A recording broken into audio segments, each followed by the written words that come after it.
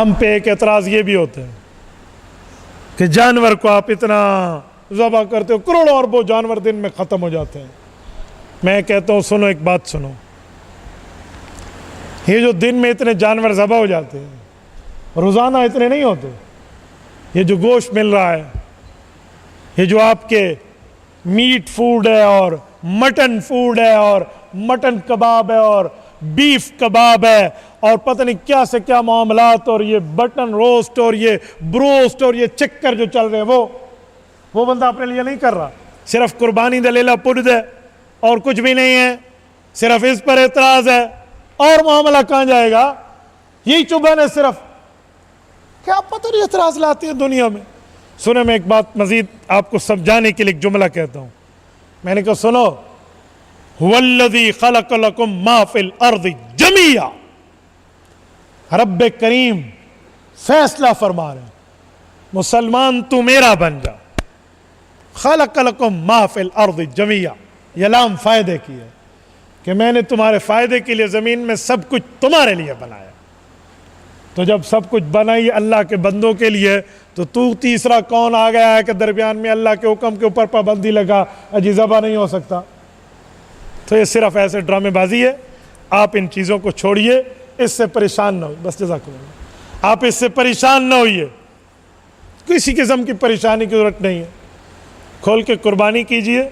80,000 रुपये जितने बंदा पैसों का मालिक है, या इतने पैसे किसी बंदे ने इसके कर्ज देने हैं, या इतने पैसों की एक कमेटी दे चुका है जो निकलनी है, या इतने पैसे इसके बैंक में मौजूद हैं, या इतने पैसों का कुल मिला के सोना चांदी और माल तिजारत इतने तक का है, इस पर कुर्बानी वाजिब है। यूं नहीं कहेगा हम घर में 4 भाई हैं, हमारा चूल्हा इकट्ठा जलता है तो कुर्बानी एक करेगा। भाई, जैसे चारों बंदे अलग अलग खाना खाते हैं, चारों बंदे अलग अलग नमाज अदा करते हैं, चारों बंदों की एक बंदा नमाज नहीं पढ़ता, तो ये कुर्बानी भी चारों की अलग अलग होगी, एक पे नहीं करेगा।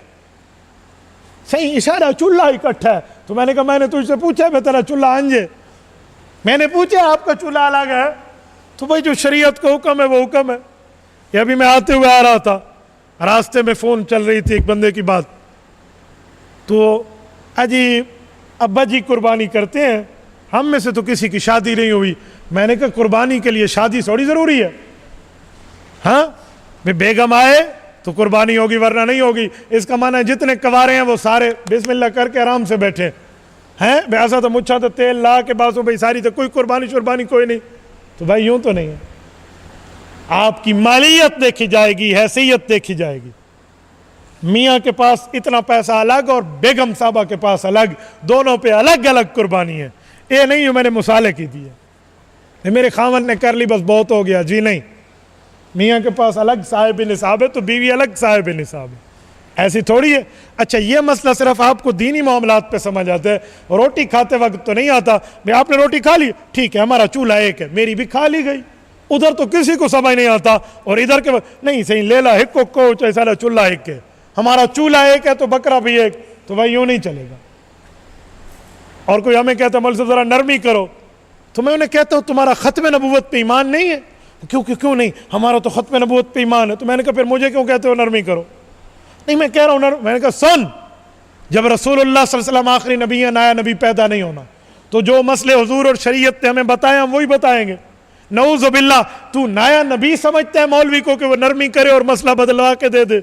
मौलवी मसला बदलेगा तो उसका ईमान बदलेगा। बाबा, मौलवी मसला बताने वाला है, बनाने वाला नहीं है।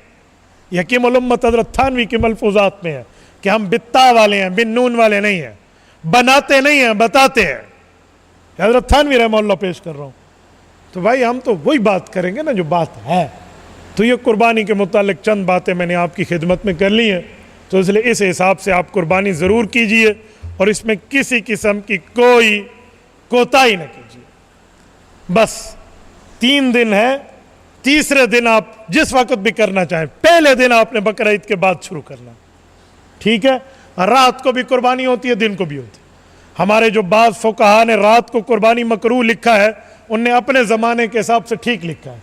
उस वक्त यूँ लाइट्स नहीं थी, तो रात को पता नहीं गिच्ची कौंधे पे कि पूछ कौंधे पे, क्या पता चलता था कहाँ छुरी फिर रही है, अंधेरा होता था तो उन्हें कहा कुर्बानी मकरू है। आजकल तो लाइट्स का इंतजाम है, जहाँ लाइट्स हो तो आप रात को करो कुर्बानी, दिन को करो, नो इशू, कोई प्रॉब्लम नहीं है इस पर।